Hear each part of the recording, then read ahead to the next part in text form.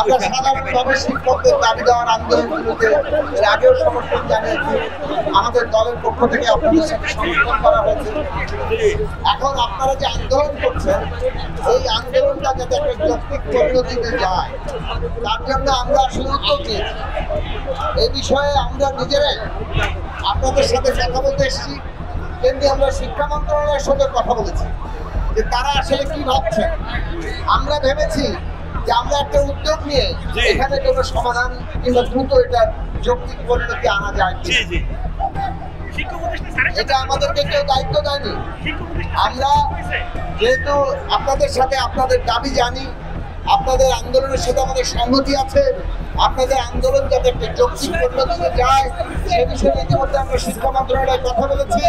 সেখান থেকে তাদের যে ধারণা পেয়েছি এটা নিয়ে আমরা ভেবেছি আপনাদের নেতৃত্বের সাথে কথা বলবো, এবং আপনাদের যে মতামত সেটা আবার আমরা তাদেরকে তখন জানাতে পারবো। সেই বিষয়ে আমরা আপনাদের নেতৃবৃন্দের সাথে বসতে চেয়েছি।